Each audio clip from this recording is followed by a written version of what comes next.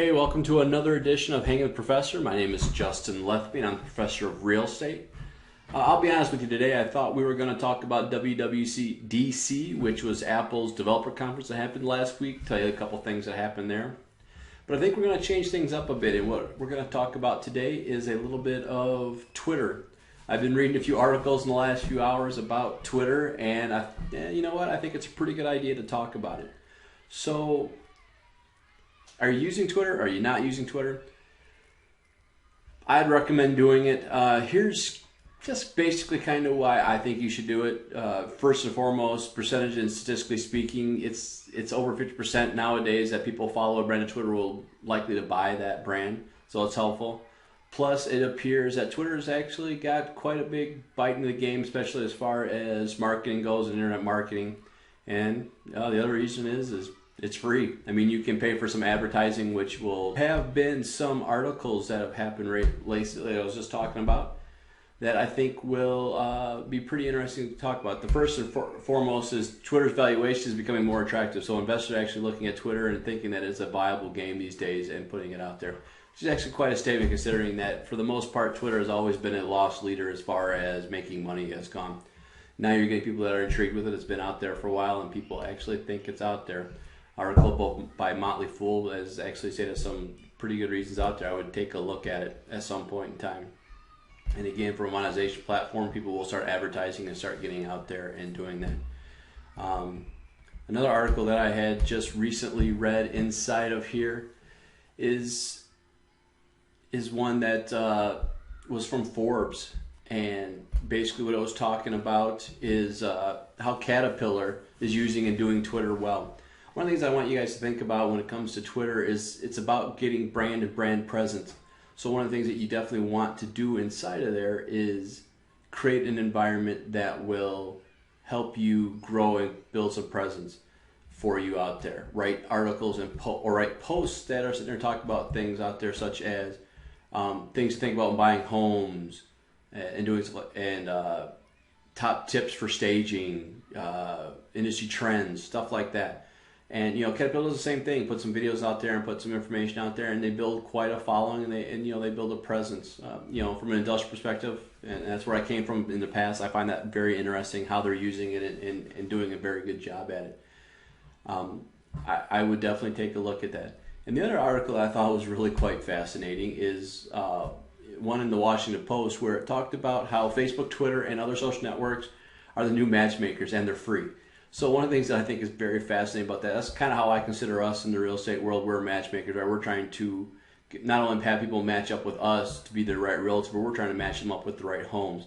And people are using tools such as Facebook and Twitter to go out there and create a bunch of nice articles or create a bunch of nice atmospheres and relationships and information out there like that will help you grab an attention and grab some presence.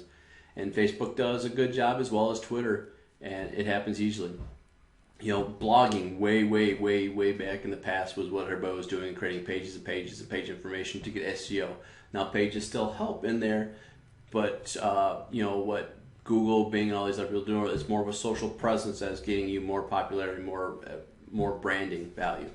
So I would not throw away Twitter, and the rest of today's thing, the training session we'll talk about some Twitter stuff, as well as a couple apps that I will talk to you about to help you get that presence out there. So I would think about doing that and just kind of moving forward. So that's kind of the news topic today is I think Twitter is where to be at. I think you want to have it out there. It's easy, it's short, and it's quick. And you can grab a lot of presence for people out there and get a lot of following quickly just by being out there and by being consistently out there. So that's the news for the day. I think it's pretty interesting. I hope you guys enjoy that. Pay attention next. What we'll talk about is the Twitter hashtags and how to train and how to use some of the Twitter stuff that's out there, specifically hashtags, because there's so much news in Twitter that I think hashtagging and niching out your business is going to be how to do it. Thank you. Okay, here's a quick tutorial about Twitter. What I want you to think about with Twitter is kind of the way I describe it always as a soapbox. You're just kind of getting out there, having a platform, and you're kind of speaking your mind, giving information, Probably even having conversations back and forth with certain people. But for the most part, it's kind of a soapbox scenario where Facebook has always been, as far as I consider, kind of a cocktail party. There are some things that you can do in Twitter to make it more conversational, and we'll kind of talk about that here with this tutorial. But one of the things that happens. So if you have a Twitter account, you just come in here and you will sign in. If you do not, and you're new to Twitter, you're just going to come down here, put your name, email address, put a password, and you're going to say sign up. I already have an account, so I'm going to sign into my account. And when you're inside of Twitter, here's where you're at. This is the dashboard. Now, this is from a computer. You can do this from your phone. You can even do this from an SMS. And that's really how Twitter got started. It was designed as an SMS tool. So you would post from your phone to this Twitter account, and you'd basically broadcast to the world whoever was following you in Twitter, which does bring up the very first conversational point. A couple things to think about with Twitter. You do have two categories, people that you are following and followers of you. Unlike Facebook, which is probably what most people are familiar with, you do not have to follow that person for them to follow you. So you can have more followers, less followers in that regards that are out there. There used to be rules along the ways of how many you have for which either, and that would give you better ratings, better reputation, better branding. I don't know how much is that really true anymore, but something to keep in mind. You will also have down here, you'll have some trends over here on the left-hand side that will kind of show you what are the keywords or what we'll talk about here in a second, hashtags that people are writing about, talking about right now. You'll see at the time I'm doing this, E3 is out at this point in time, so you'll see a lot of E3 that's going out there. Next week's World Cup will start, and you will see that becoming a more prominent area. So, sometimes it's trending is seasonal in nature. Sometimes it's just out there, and sometimes it's unexplainable. It's kind of funny how things pick up. So you'll have that. Down the middle is all your tweet people that you are following their tweets out there, and they'll be right in there. Over on the right hand side will be recommendations for you to follow people. For the most part, right now, that is still just suggestions coming from Twitter. But you will see on occasion, this has promoted, you will see people paying to get out there and getting more followers. So they'll pay to get those followers. Again, not a bad strategy. Advertising has not been going on for probably the last 6 to 9 months in Twitter. So if you get in early enough, you might be able to get some good value from spending money in that regard. Again, don't have to by any means. I'm going to show you some tricks that have always helped me in the past to grow my followers that are out there. So there's a lot of things in Twitter that we're going to talk about. Really today I'm just going to talk about one of the easiest things that I've always found, and that is tweeting with hashtags. So what I'm going to talk about in here is when you are tweeting inside here and you want to post something, you can just write a post, and you can sit there and write, I'm building a quick tutorial on how to gain followers with hashtags.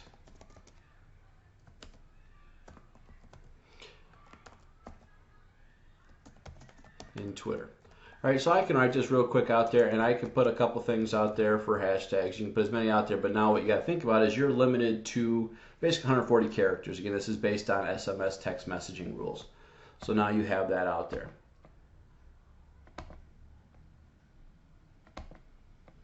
If you wanted to, you could add photos. Again, we'll talk some of that stuff down the road. Always good ideas to add photos and other things like that. Location will help as well. But when you have that, now I've added that out there.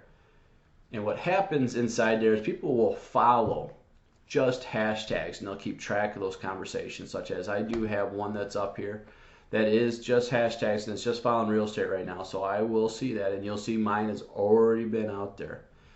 So anybody that's following the hashtag real estate will now be able to see that, and they'll be able to comment on it, they'll be able to share it, they'll be able to quote-unquote retweet it, which is basically just a way of putting it out there.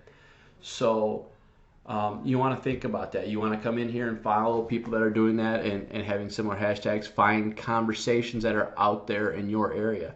I would say some popular hashtags to think about is, in real estate, listing, hashtag listing, hashtag real estate, hashtag jobs, even hashtag open house. Especially on the weekends, you'll see that pick up a little bit because people are looking for things like that. So you can always put that out there and put links. Be careful with your link size because, again, you're down to 140 characters, so you may want to use shorteners out there like bit.ly or tiny URL or something like that. So one of the things to think about is get there and start having conversations, start getting out there and doing a ton with inside the world of Twitter. This was just an extremely brief tutorial talking about hashtags. That is where I would go right off the bat to get out there, because you can build a niche audience real fast. And even so, you could build a brand real quick. Mine is Profess, Profres, Professor of Real Estate. So that's what I do out there, and that's where most people follow my stuff at, and they go from there and they do it, and I just keep continuously doing it and slowly grow my brand reputation. So if you're looking to follow me or you're looking to have a conversation with me, that is the easiest way to do it. And the other way to have conversations is you could always at JB Letheby for me, and that will get it there as well. So again, that's just a real quick tutorial about hashtags in the Twitterverse. That is where I would start initially. I think that's by far to be out there. Thanks, and have a great day. So let's talk about some apps to finish up with the Hanging with the Professor. So with Twitter apps, one of the things that I really do like is I still think Hootsuite is one of the best apps out there, and I will use it not only for my Facebook account, my Google account, but I also use it quite a bit for Twitter. And I will separate out Twitter followers by lists that I have created, and also by searching just on hashtags. So that hashtag pops up, I can see what's coming in there and popping up quickly for me. So I would recommend doing that, having a couple key hashtags that you are trying to follow, or even a brand that you're trying to create. That way when things pop up, you can respond quickly to them. Or even better yet, when people are responding back to you using the @ symbol, then you can respond quickly back. So that's one of the things I would use. But as far as some other apps that go, one of the things that I do like is I like an app called, and these apps are not apps, they are web browser solutions. I mean, Hootsuite is. So the next one is TChat. TChat is an app that you can create a hashtag following and just follow throughout the day. Kind of one that I have done is hashtag real estate. So when anybody's hashing that, I can see what's going on there. If I want to respond to somebody, I can respond to them quickly and go through in that area. And it usually sits in a separate window just on the side, so when I'm doing things, I can look back over there and catch some stuff. Obviously, you're going to miss things, but catch it and respond back to it. The other thing is, one of the things to think about is you got to know when to tweet. When to tweet is a hard thing to know, and especially for your audience, for things like that. The typical comment is always good.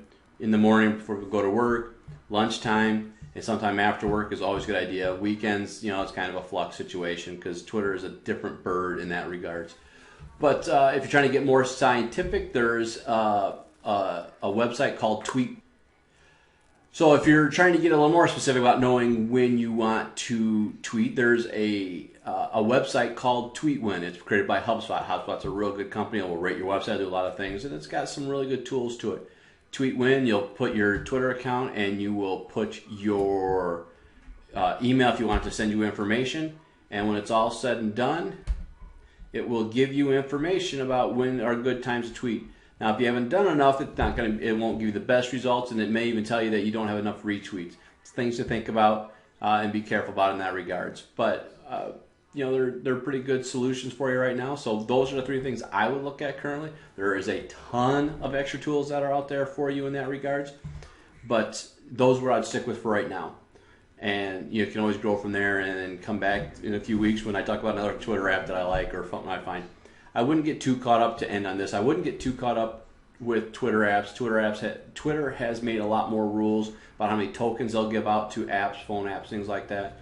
So unless you're actually using the native Twitter app, you may not always get the results you want, or you may not be as consistent as you'd like. So just keep that in mind when you're doing it. Hope you have a great day. Hope you enjoyed hanging with the professor. If you have any questions, email me. Go to my website, Professor Real Estate, or tweet me at JB Letheby, or use the hashtag ProfessRes, PROFRES, for Professor Real Estate. Talk to you soon.